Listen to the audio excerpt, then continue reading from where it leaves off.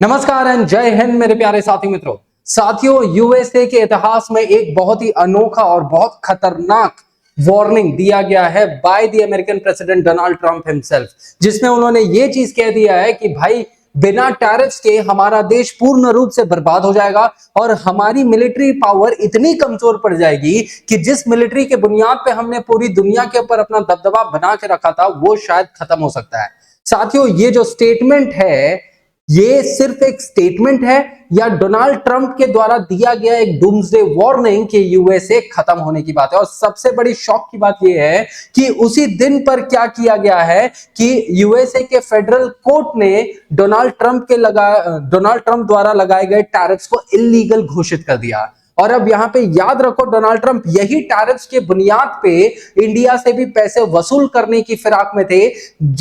ये इल्जाम लगा के कि भारत ने रशिया यूक्रेन वॉर में रशिया को फंड किया है और भारत जो है वो रशिया का मनी लॉन्ड्रर है। अब सवाल यहां पर साथियों ये होता है कि भाई सच क्या है? क्या सच में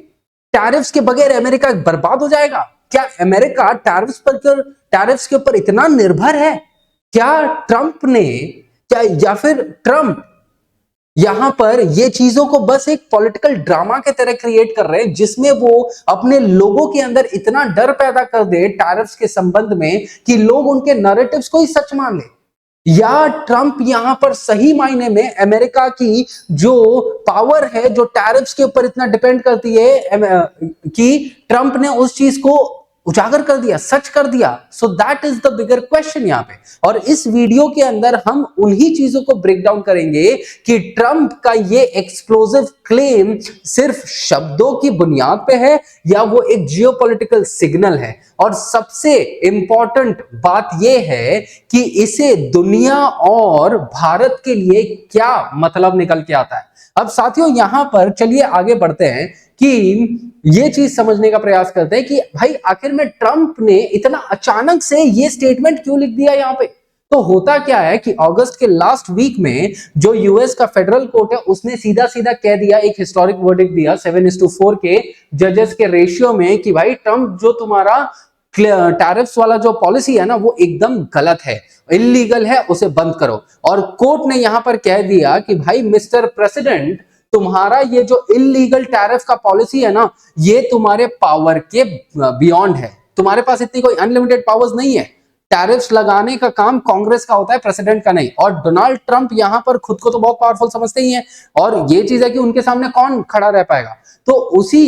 के खिलाफ में डोनाल्ड ट्रंप ने ट्रुथ सोशल पे ये जो स्टेटमेंट है ना वो उन्होंने यहां पे दिया और कोर्ट ने यहां पर स्टे लगाने का प्रयास किया, लेकिन डोनाल्ड ट्रंप ने उसके बावजूद ये कह दिया कि भाई अभी तक जो है ये जो टैरिफ्स हटाने की बात कर रहे हैं ये अभी तक हटेंगे नहीं, ये अभी भी जो है कंटिन्यू करेंगे and that they are still effective, इस तरीके से कहा गया। अब यहां पर एक नया ड्रामेटिक ट्विस्ट टोटली होता है। ट्रंप ने पूरी बेंच में से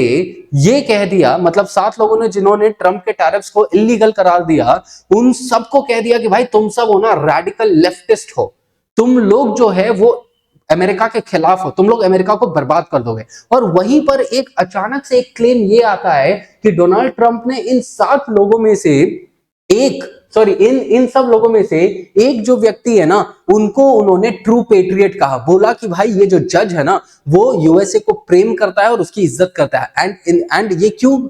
इसको मैं क्यों हाईलाइट कर रहा हूं, क्योंकि ये जज जो है ना वो ओबामा द्वारा अपॉइंट किया गए थे, ठीक है, और ये जज एक डेमोक्रेटिक व्यक्ति थे। और यहां पर ट्रंप जो है वो डेमोक्रेट से कतई रूप से नफरत करते हैं और उसके बावजूद भी यहां पर ट्रंप ने उस एक जज की तारीफे की पुल बांधी, ठीक है, क्योंकि उस जज ने अपने डेमोक्रेटिक पार्टी के लाइन को तोड़कर ट्रंप के फेवर में यहां पर डिसीजन दिया। अब इमेजिन करो, जहां पर ट्रंप हमेशा ही डेमोक्रेट्स को अपना एनिमी मानता है वहीं उसने एक एलाई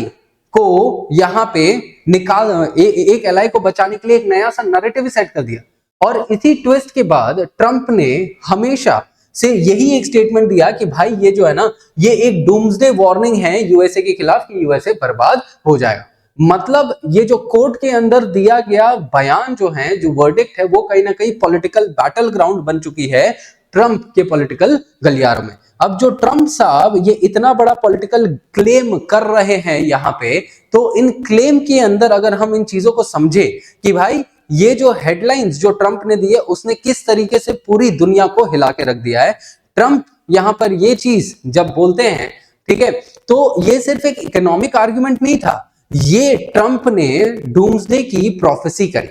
ट्रंप ने ये क्लेम किया कि भाई टैरिफ्स और जो टैरिफ्स की मदद से ना ट्रिलियंस ऑफ डॉलर्स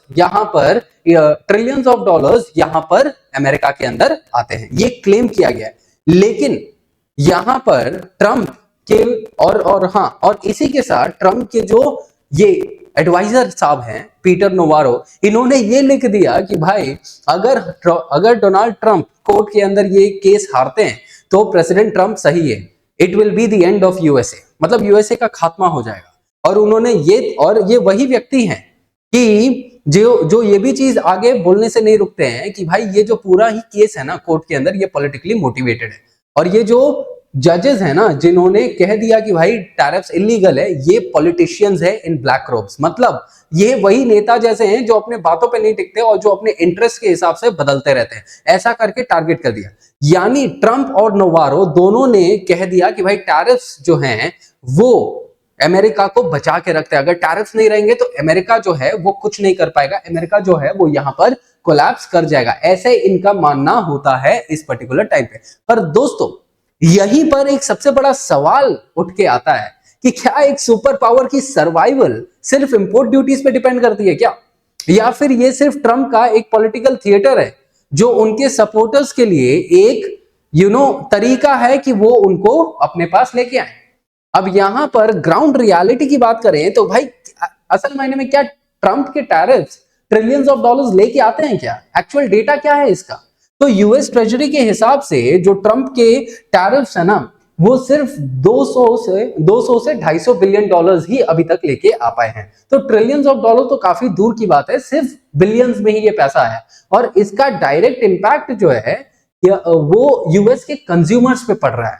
ठीक है, ट्रेजरी तो बढ़ रहा है लेकिन यूएस के कंज्यूमर्स पे भी बढ़ रहा है। कैसे, समझिए। हार्वर्ड और जो पीटरसन इंस्टीट्यूट है ना, इन्होंने कुछ स्टडीज करी, उन स्टडीज के अंदर ये बताया गया कि भाई ट्रंप साहब आप टैरिफ्स तो लगा रहे हो, ठीक है, लेकिन वो टैरिफ्स